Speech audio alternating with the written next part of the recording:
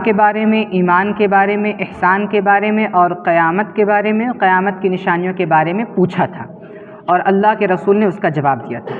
ہمارے سامنے باتیں آ چکی تھیں اسلام اور ایمان کے حوالے سے، آپ لوگوں کو بتایا گیا تھا، دوبارہ یاد دہانی کے لیے بتا دیا جاتا ہے مختصر انداز میں، اسلام کسے کہتے ہیں، ایمان کسے کہتے ہیں، دونوں کے حوالے سے باتیں آ گئی تھیں۔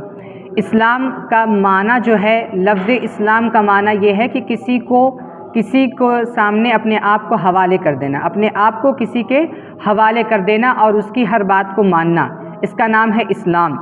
اور ہمارے دین کو، ہمارے مذہب کو اسلام اس لیے کہا جاتا ہے چونکہ ہم اس دین کا ماننے والا ہر بندہ جو ہوتا ہے وہ اپنے آپ کو اپنے پروردگار کے حوالے کر دیتا ہے اور کیا کہتے ہیں، اپنے پروردگار کی ہر بات کو مانتا ہے، اسی لیے اس کے مذہب کو اسلام کہتے ہیں اور اس کے ماننے والے کو مسلمان یا مسلم کہتے ہیں۔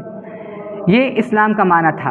اور ہمارے آقا نبی پاک صلی اللہ علیہ وسلم نے جواب کیا دیا تھا، اسلام کیا ہے؟ کہا تھا کہ یہ ان تشہد اللہ الہ الا اللہ وان محمد رسول اللہ، تم گواہی دو کہ اللہ تعالیٰ معبود ہیں، اللہ تعالیٰ کے علاوہ کوئی معبود نہیں ہے، اور محمد صلی اللہ علیہ وسلم اللہ کے رسول ہیں۔ یعنی پہلی جو چیز تھی وہ توحید خداوندی تھی، اللہ تعالیٰ کو ایک ماننا، اور دوسری جو چیز تھی محمد صلی اللہ علیہ وسلم کو اللہ کا رسول ماننا، تیسری چیز نماز تھی، چوتھی زکوٰۃ اور پانچویں حج۔ یعنی یہ 5 چیزیں اسلام ہیں، اور اسلام ہیں کا مطلب یہ ہے کہ اسلام کا رکن ہے۔ اسلام ایک عمارت ہے اور اس کے 5 ستون ہیں، 5 رکن ہیں، انہی 5 رکنوں پر، 5 کھمبوں پر، 5 ستونوں پر اسلام کھڑا ہے۔ اس کا مطلب یہ ہے کہ اسلام کیا ہے؟ جواب میں 5 چیزیں بیان فرمائی کہ اسلام یہی ہے، اس کا مطلب یہ ہے کہ اسلام کا رکن ہے۔ جو شخص ان 5 رکنوں پر قائم رہے گا اس کا اسلام بھی قائم رہے گا، جو ان 5 رکنوں پر قائم نہیں رہے گا یا ان میں سے کسی ایک رکن پر قائم نہیں رہے گا تو وہ مسلمان نہیں رہے گا۔ دوسری بات آئی تھی، جبریل علیہ السلام نے کہا تھا اخبرنی عن الایمان، مجھے ایمان کے بارے میں بتائیے۔ ایمان کے بارے میں بھی آپ کو بتایا گیا تھا کہ ایمان کا اصل معنی یہ ہے کہ کسی پر بھروسہ کر کے اس کی بات کو مان لینا، یہ ایمان، لفظ ایمان کا معنی ہے۔ اور ہمارے ایمان کا کیا معنی یہ ہے؟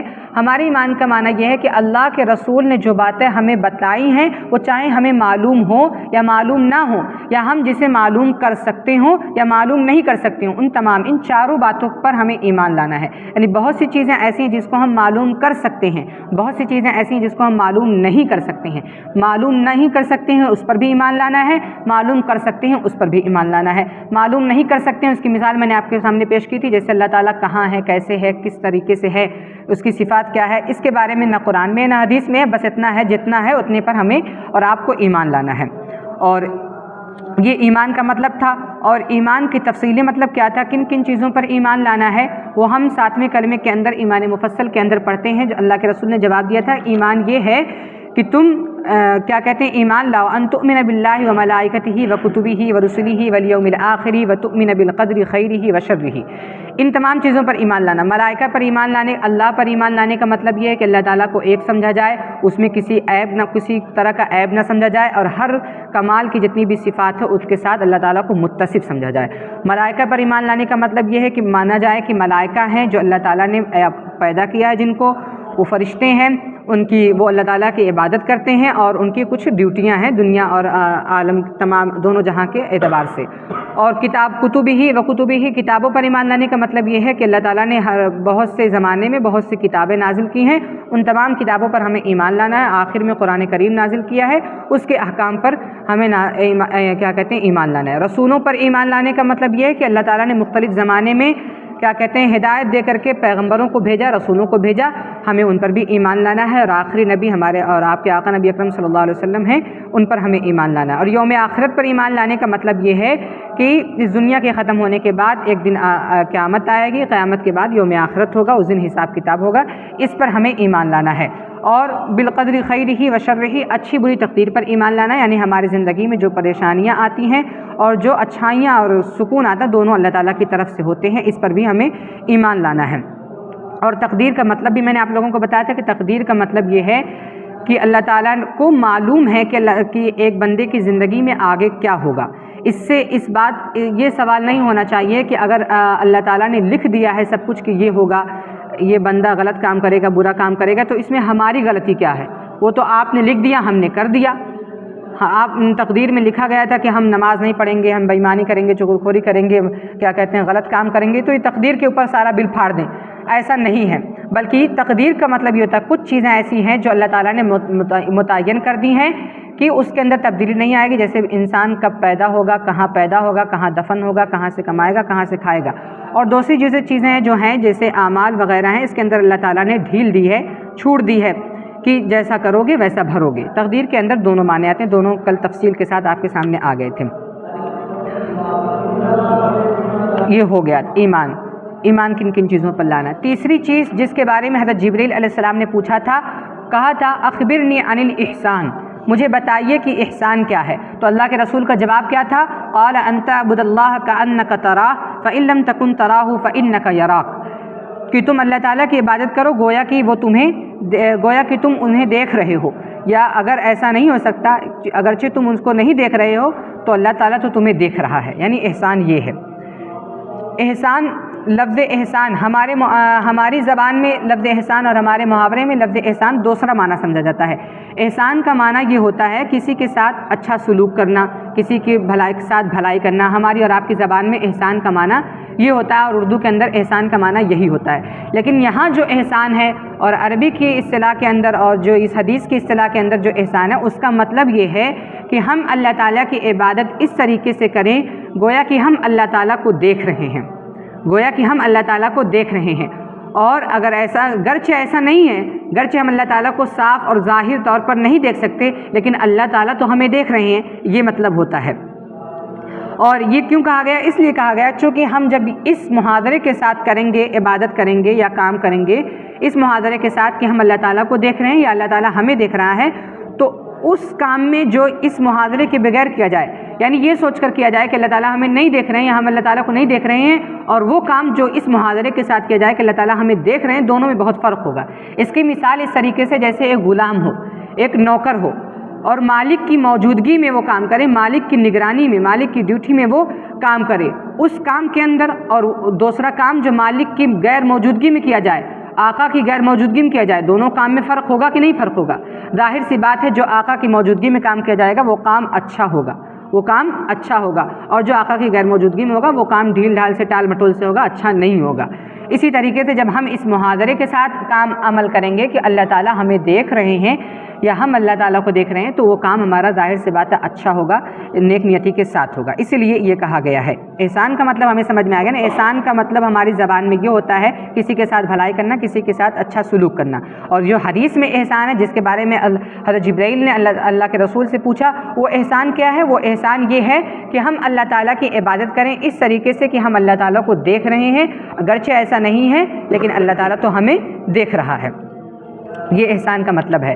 اور اس میں عبادت صرف عبادت کے اندر نہیں ہے، بلکہ ہر کام، چونکہ بعض روایتوں کے اندر، بعض احادیث کے اندر آیا ہے الاحسان ان تعمل للہ کأنک ترا، احسان یہ ہے کہ تم اللہ تعالیٰ کو تم کام کرو اس طریقے سے اللہ تعالیٰ کے لیے گویا کہ تم اللہ تعالیٰ کو دیکھ رہے ہیں۔ مطلب یہ ہوتا ہے کہ کوئی بھی کام ہو، چاہے وہ عبادت ہو، چاہے وہ دنیا کا کوئی کام ہو، اس میں اللہ تعالیٰ کا محاذرہ ہونا چاہیے، اللہ تعالیٰ کو سامنے رکھ کے ہونا چاہیے۔ ہمارے دل میں 24 گھنٹے اللہ تعالیٰ ہونے چاہیے تاکہ اللہ تعالیٰ کا خوف ہو، اللہ تعالیٰ کی محبت ہو۔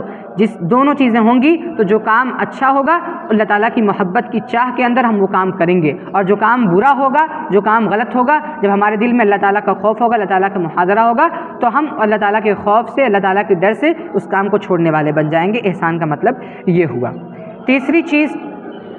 چوتھی چیز جبرائیل علیہ السلام نے اللہ کے رسول سے پوچھی تھی، اخبرنی عن الساعہ۔ ساعہ کے معنی میں نے آپ کو بتایا تھا قیامت کہتے ہیں۔ انہوں نے پوچھا کہ مجھے قیامت کے بارے میں بتائیے، تو قیامت کب آئے گی یہ بتائیے۔ تو اللہ کے رسول نے کیا جواب دیا تھا؟ مل مسئول عنہا بعالم من السائل، کہ مسئول جو ہے یعنی جس سے سوال کیا جا رہا ہے وہ سوال کرنے والے سے زیادہ اس کے بارے میں نہیں جانتا ہے۔ پہلی بات تو اللہ کے رسول نے یہ ڈائریکٹ یہ نہیں کہا کہ میں نہیں جانتا۔ کسی سے کوئی بات پوچھی جائے اس کو معلوم نہ ہو تو وہ یہ کہے گا کہ میں نہیں جانتا، لیکن اللہ کے رسول نے جواب کیا دیا؟ مل مسئول عنہا بعالم من السائل، کہ میں سوال کرنے والے سے زیادہ اس کے بارے میں نہیں جانتا۔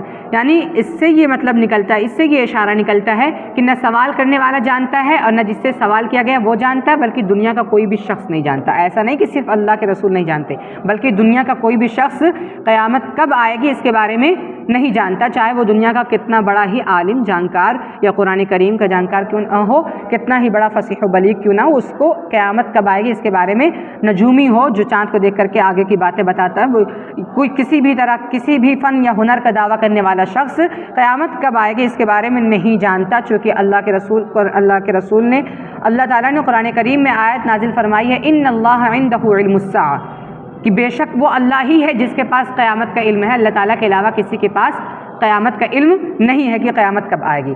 البتہ اس کے بعد اللہ کے حضرت جبرائیل علیہ السلام نے سوال کیا کہ عن عمارتها، اس کی نشانیوں کے بارے میں ہی بتا دیے، اس کی علامت ہی کے بارے میں بتا دیجئے کہ اس کی نشانیاں کیا ہیں۔ تو اللہ کے رسول نے جواب دیا تھا قال ان تلد الامۃ ربتها، اس کی نشانی، دو نشانی یہاں بیان کی گئی، ویسے قیامت کی بہت سی نشانیاں ہیں، لیکن اس حدیث کے اندر چونکہ یہ حدیث مختصر اور پورے دین کا خلاصہ اس کے اندر ہے، اس لیے دو ہی نشانیاں پیش کی گئیں۔ اللہ کے رسول نے فرمایا ان تلد الامۃ ربتها، پہلی نشانی یہ ہے کہ باندیاں جو ہیں وہ اپنی آقاؤں کو جنیں گی، وہ اپنی مالکہ کو جنیں گی، اپنی مالکہ کو جنم دیں گی۔ باندیاں کہتے ہیں نوکرانی کو، غلام، جیسے لڑکا نوکر ہو تو اس کو غلام کہتے ہیں، اور لڑکی غلام ہو، عورت غلام ہو تو اس کو باندی کہتے ہیں۔ تو جو باندی ہوگی وہ کیا کہتے ہیں، مالکہ کو جنے گی، یعنی مالک کو جنے گی اپنے، نوکرانی جو ہے۔ اور دوسری جو نشانی بتائی وَأَن تَرَى الْحُفَاةَ الْعُرَاةَ الْعَالَةَ رَعَى الشَّاءِ يَتَطَاوَلُونَ فِي الْبُنْيَانِ، دوسری نشانی یہ کہ وہ لوگ جن کے پاؤں میں چپل نہیں ہوں گے، اور جن کے بدن پر کپڑے نہیں ہوں گے، وہ لوگ لمبی لمبی بلڈنگیں بنانے میں مقابلہ کریں گے۔ یہ دو نشانیاں بیان کریں۔ پہلی نشانی کا مطلب کیا ہے کہ باندیاں جو ہے اپنی مالکہ کو جنیں گی، اس کا مطلب کیا ہے؟ اس کا مطلب یہ ہے کہ لڑکیاں جن کے اندر لڑکوں کے مقابلے میں اپنے ماں باپ کی فرما برداری کرنے کا جذبہ زیادہ ہوتا ہے، یعنی ایک لڑکا کبھی کبھار زیادہ تر اکثر کیا ہے ماں باپ کی نافرمانی کر بیٹھتا ہے، لیکن لڑکیاں جو ہوتی ہیں، بچیاں جو ہوتی ہیں، ان کی فطرت کے اندر ماں باپ کی نافرمانی کرنا یہ بہت کم ہوتا ہے، انتہائی درجے کا کم ہوتا ہے، یعنی وہ ماں باپ کی فرما بردار ہوتی ہیں، وہ گھر کے سارے کام کرتی ہیں، ماں باپ کی باتیں سنتی ہیں، ان کے اندر یہ جذبہ ہوتا ہے۔ لیکن قیامت کی نشانی میں سے یعنی قیامت جب قریب ہوگی تو ایسا ہوگا کہ وہ بچیاں، وہ لڑکیاں اپنے ماں باپ کی نافرمانی کریں گی، اور پلس پوائنٹ یہ ہے کہ نہ صرف نافرمانی کریں گی بلکہ حکمانہ چلائیں گی اپنے ماں باپ پر، اپنا حکم چلائیں گی، ایسے ہونا چاہیے، ایسا ہونا چاہیے، ایسے ہونا چاہیے، گھر کا نظام یا گھر کا طریقہ کار یا میرا لباس پہننے کا طریقہ کار، میں کس طریقے کا کپڑا پہنوں گی، چاہے وہ چھوٹا ہو، جائز ہو، ناجائز ہو، اس میں اپنا حکم چلائیں گی۔ یہ قیامت کی نشانی میں سے، اور یہ چیز ہم اپنے معاشرے کے اندر دیکھ رہے ہیں۔